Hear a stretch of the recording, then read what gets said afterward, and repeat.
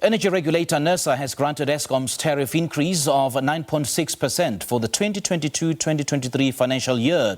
The increase will come into effect from the 1st of April this year. Nersa says this was done to balance the interest of Eskom with those of the economy and consumers. We're now joined by energy expert Adil Nchabeleng. Mr. Nchabeleng, a very good evening to you. Thank you so much for joining us. Welcome to The Full View. Good evening and thank you so much. Now, Eskom says the hike is a lower than expected tariff hike. I know that some consumers may not think so. What are your thoughts on this hike? Look, the current increase is still quite higher than what the current inflation price is at. But remember that they had applied for 20.5% from Nersa to give them as an increase for this year particularly.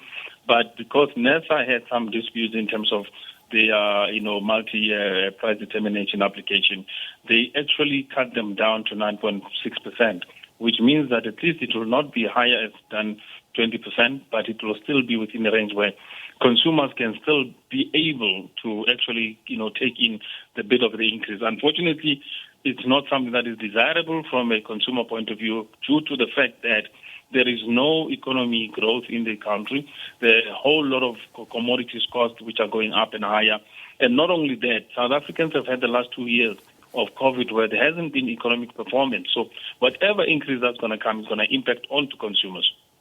You say that it's not favorable on the part of consumers, but it's understood that Nersa considered the impact on consumers, and the financial sustainability of Eskom as it made its decision. I know that it might have been a tough balancing act on the part of Nersa to come to this determination.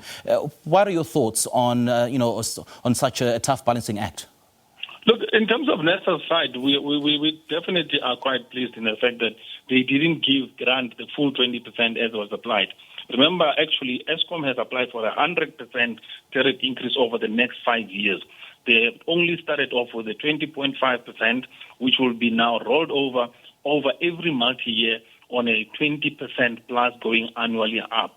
So we're looking at a massive steep in terms of the increases on electricity charges and costs in order to recover their capital costs as well as their delivery of electricity services.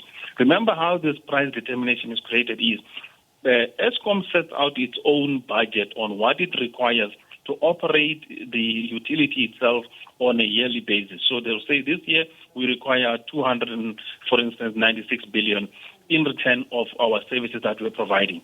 For that, we're going to be paying for coal, we're going to be paying for maintenance, we're going to be paying for diesel, we're going to be paying for employees, we're going to be paying for interest on money that they're borrowing, we're going to be paying for all of these things. Then when they calculate it all together, it comes to a particular set amount.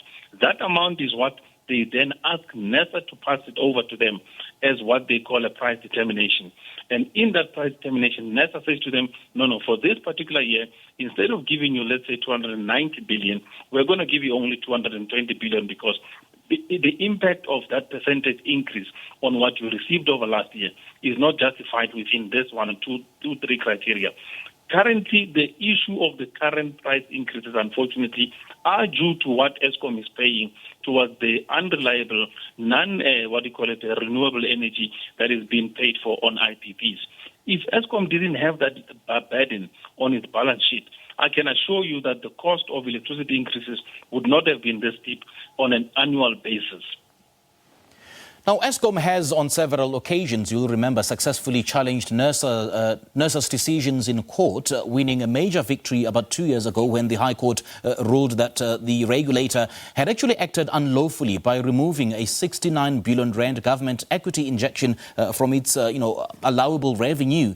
Now, Nersa is not challenging the unlawfulness of its decision to remove the 69 billion rand, but believes that the High Court tariff substitution order breached Nersa's legislated mandate to make such decisions. So which party is acting in bad faith here, in your view?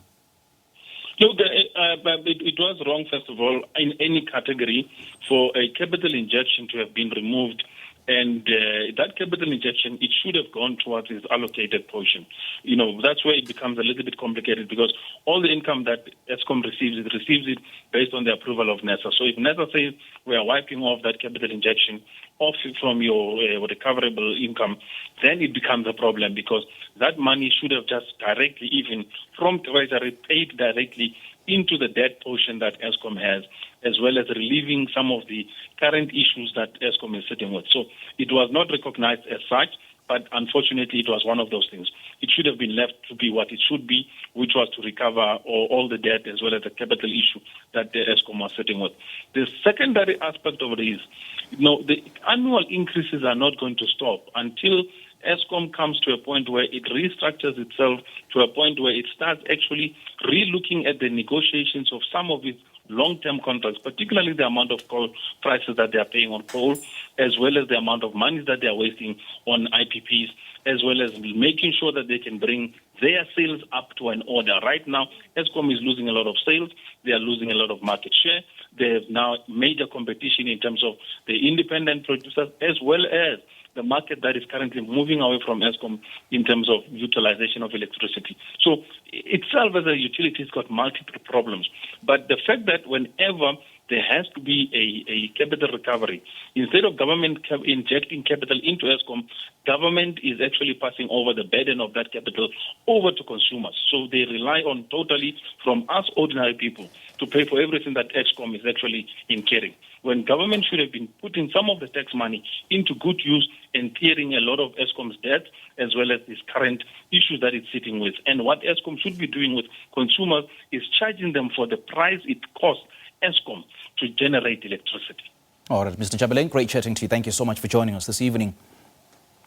Thank you. That was energy expert Adil Nchabeleng, and he's been sharing with us his thoughts on Eskom's proposed, or rather, a tariff hike of 9.6%.